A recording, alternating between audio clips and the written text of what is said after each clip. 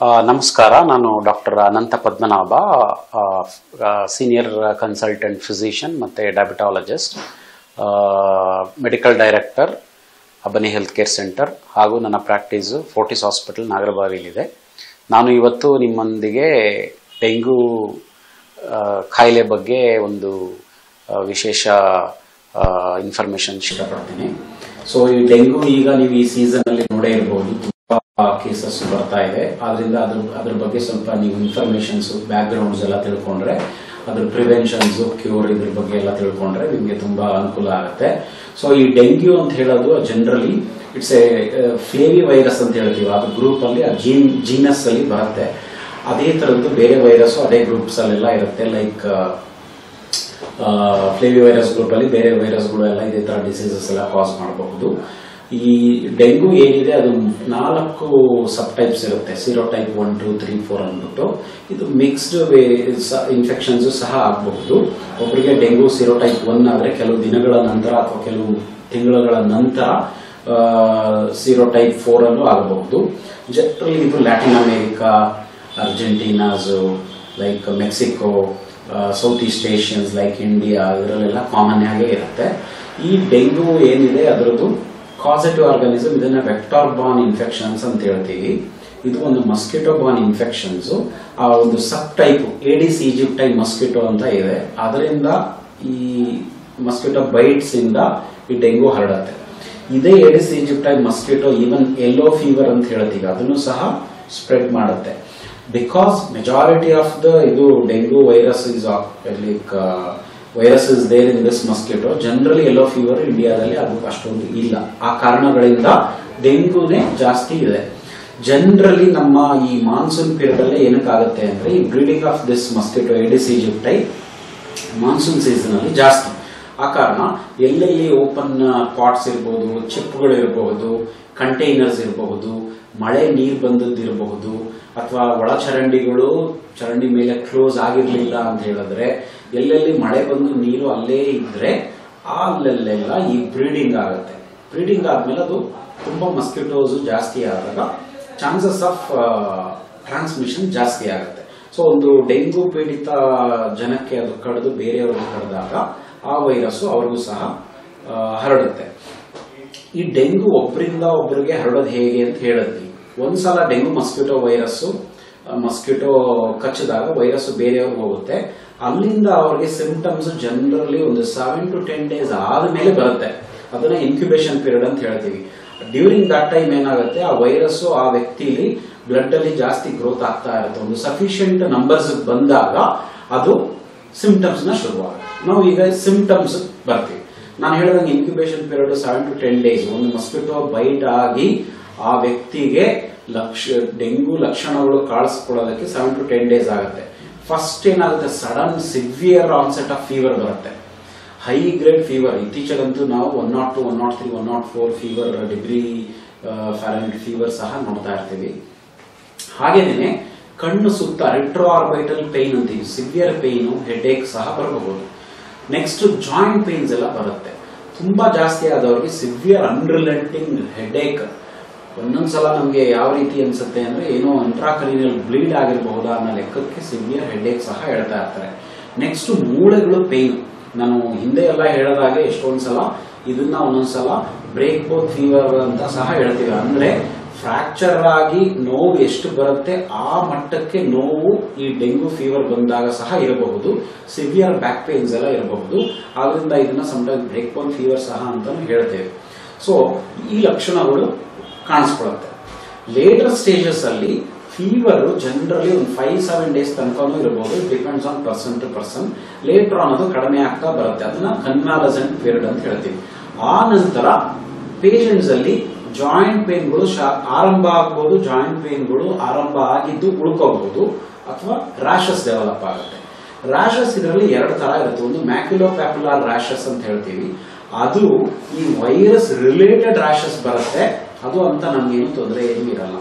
ಇನ್ನೊಂದು ಪೆಟೇಕಿಯಲ್ rashes, haemorrhagic ಪೆಟೇಕಿಯಲ್ rashes ಅಂತ ಹೇಳ್ತೀವಿ. ಅದು it denotes risk of high infections and low platelets, bleeding tendency ಜಾಸ್ತಿ ಇದೆ ಅಂತ ಅರ್ಥ. ಅದನ್ನ ನಿಮ್ಮ ವೈದ್ಯರು ಡಿಫ್ರೆನ್ಶಿಯೇಟ್ ಮಾಡಬಹುದು. ವೈರಸ್ ಇಂದನೋ ಅಥವಾ ಲೋ ಪ್ಲೇಟ್ಲೆಟ್ಸ್ ಕಾಂಪ್ಲಿಕೇಶನ್ಸ್ ಆಗಿ ಈ ತರ ತೊಂದರೆ ಆಗ್ತಿದೆಯೋ ಅಂತ ನಿಮ್ಮ ವೈದ್ಯರು ನೀವು ಅವ್ರನ್ನ ಕನ್ಸಲ್ಟ್ ಮಾಡಿದಾಗ ಹೇಳ್ತಾರೆ. ಸೊ ಈ ತರ ಡಿಸೀಸ್ ಲಕ್ಷಣಗಳಿರುತ್ತೆ. ನೆಕ್ಸ್ಟ್ ನಮಗೆ ಲ್ಯಾಬೋರೇಟರಿಲಿ ಹೇಗೆ ಅದನ್ನ ಪ್ರೂವ್ ಮಾಡ್ತೀರಾ ಅಂತ. ಜನರಲಿ ಫಸ್ಟ್ 3 days ಬಂದಾಗ ನಮಗೆ ಜನರಲಿ ಏನು ಗೊತ್ತಾಗದೇ ಇರೋದು, ಫೀವರ್ 104 ಡಿಗ್ರಿ ಫ್ಯಾರನ್ಹೀಟ್ ಇದ್ರೂ ಸಹ ಬ್ಲಡ್ ವರ್ಕಪ್ ಎಲ್ಲ ಮಾಡಿದಾಗ ನಾರ್ಮಲೇ ಇರ್ಬೋದು. ಜನರಲಿ ಅದು ಸರಿ ಸಮನಾಗಿ ಆಂಟಿಬಾಡೀಸ್ ಡೆವಲಪ್ ಆಗಿ ನಾವು dengue antibodies IgG IgM NS1 ಅಂತ ಮಾಡ್ತೇವೆ. ಅದನ್ನ ಮಾಡಿದಾಗ 3ನೇ ದಿನ ಆದ ನಂತರ ಸಫಿಷಿಯಂಟ್ ಕ್ವಾಂಟಿಟಿಲಿ ಜಾಸ್ತಿ ಬಂದಾಗ ಮಾತ್ರ ಅದು ಪಾಸಿಟಿವ್ ನೆಗೆಟಿವ್ ಅನ್ನೋ ಗೊತ್ತಾಗೋ ಚಾನ್ಸಸ್ ಜಾಸ್ತಿ ಇರುತ್ತೆ. ಅದಕ್ಕಿಂತ ಮೊದಲು ಮಾಡಿದ್ರೆ ಸೋ ಮೆನಿ ಟೈಮ್ಸ್ ನಿಮಗೆ ಗೊತ್ತಾಗಲ್ಲ. IgG ಅನ್ನೋದೇನು ಆಂಟಿಬಾಡಿ ಇರುತ್ತೆ ಅದು ಪಾಸಿಟಿವ್ ಇದ್ರೆ ಸೋ ಮೆನಿ ಟೈಮ್ಸ್ ನಮಗೆ 1 ವರ್ಷದ ಹಿಂದೆ ಎಲ್ಲ ಡೆಂಗು ಆಗಿರೋ ಸಾಧ್ಯತೆ ಇರುತ್ತೆ, ಅದಕ್ಕೆ ಅದು ಪಾಸಿಟಿವ್ ಇರುತ್ತೆ.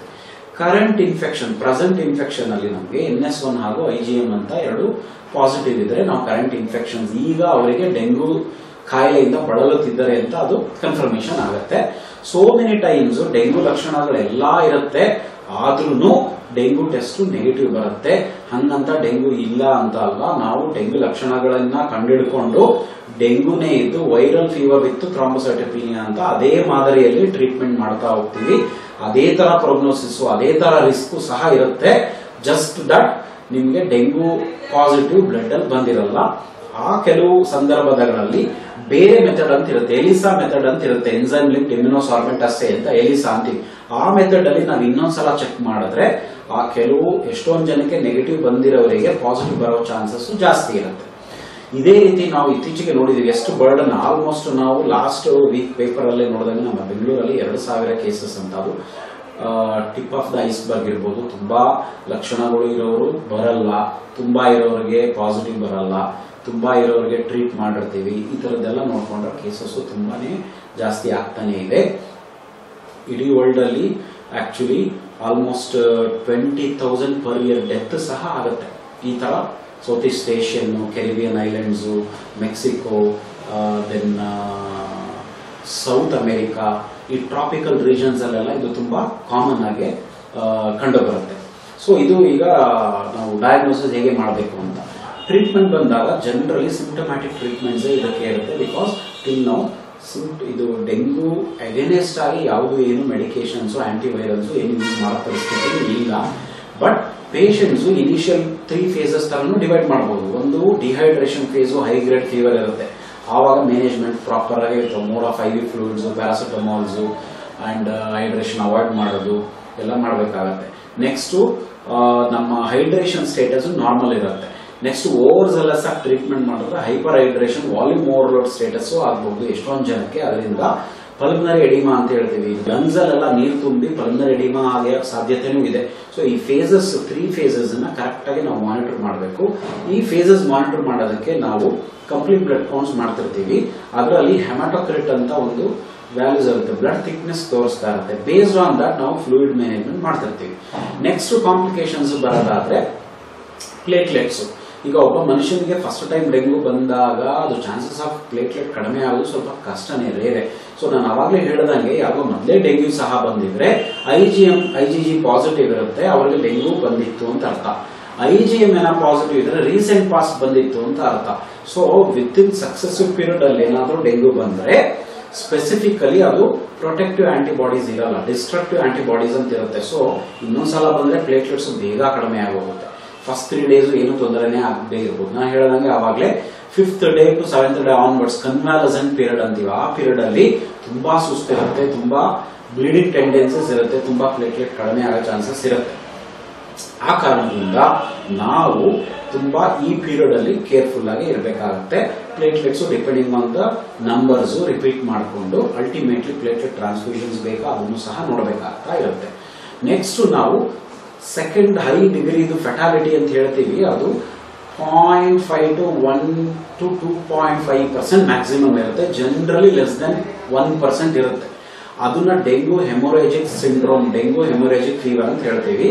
ಅದು ಯಾರಿಗೂ dengue with in short period of time ಅಲ್ಲಿ ಬಂದು ಮತ್ತೆ ಬಂದ್ರೆ, ಅಥವಾ ಡೆಂಗು ಟೈಪ್ 0 type 1 ಬಂದು ನೆಕ್ಸ್ಟ್ 0 type 4 ಬಂದ್ರೆ ತುಂಬಾ ಜಾಸ್ತಿ ಆಗಿ ಪ್ಲೇಟ್ಲೆಟ್ಸ್ ಬೇಗ ಕಡಿಮೆ ಆಗಿ ಅದು ಹೆಮೊರೇಜ್ ಆಗ ಕಾರಣ ಇರುತ್ತೆ. Dengue haemorrhagic syndrome, dengue next ಅದರಿಂದ leading to dengue shock syndrome ಅಂತ ಆಗುತ್ತೆ. ಆವಾಗ ಪ್ಲಾಸ್ಮಾ ಎಲ್ಲಾ ಕಡೆ ಬಾಡಿಲೆಲ್ಲ ಲೀಕ್ ಆಗ್ಬಿಟ್ಟು ಹೊಟ್ಟೆ ಒಳಗೆ ನೀರು, ಅದರಿಂದ ಬ್ಲಡ್, ಲಂಗ್ಸ್ ಅಲ್ಲಿ ನೀರು ಅಥವಾ ಬ್ಲಡ್, ಸಮ್ಟೈಮ್ಸ್ ಬ್ರೈನ್ ಅಲ್ಲಿ ಸಹ ಬ್ಲೀಡ್ ಆಗ್ಬಿಡಬಹುದು ಅಂಡ್ ಪೇಷಂಟ್ಗೆ ತುಂಬಾ ಮಾರಕ ಆಗಿರೋ ಸಾಧ್ಯತೆನೂ ಇರುತ್ತೆ.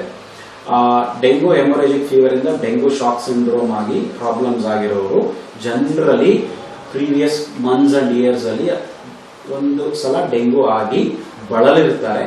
ಮತ್ತೆ ಡೆಂಗು ಆದಾಗ ಈ ತರ ಆಗೋ ಚಾನ್ಸಸ್ ಜಾಸ್ತಿ ಇರುತ್ತೆ.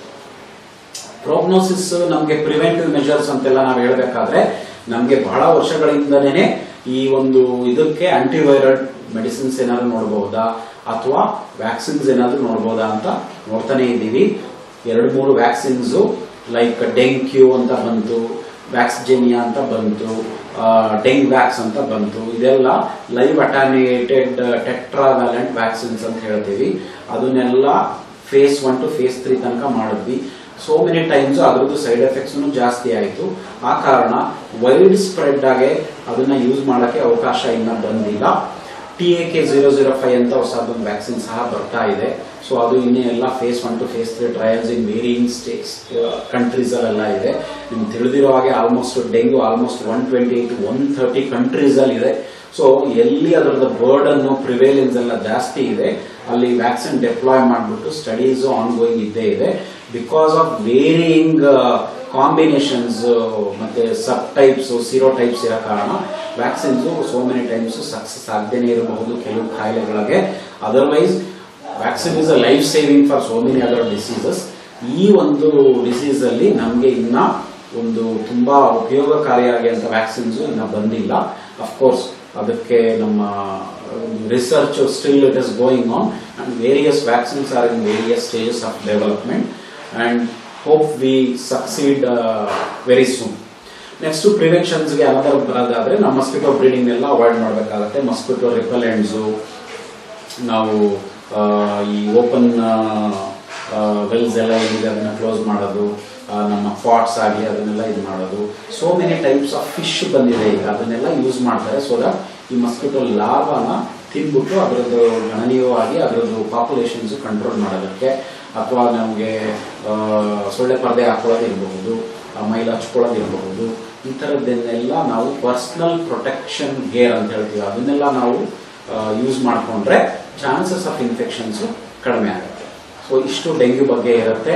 ಇದನ್ನ ತಿಳ್ಕೊಂಡು ಪ್ರಾಬಬ್ಲಿ ಈ ಸೀಸನ್ ಅಲ್ಲಿ ತಾವು ಡೆಂಗ್ಯೂ ಪ್ರಿವೆನ್ಷನ್ ಅಂಡ್ ಪ್ರೊಪಗೇಷನ್ಸ್ ಕಡಿಮೆ ಮಾಡ್ತೀರಾ ಅಂತ ಅನ್ಕೋತೀನಿ. ನಮಸ್ತೆ.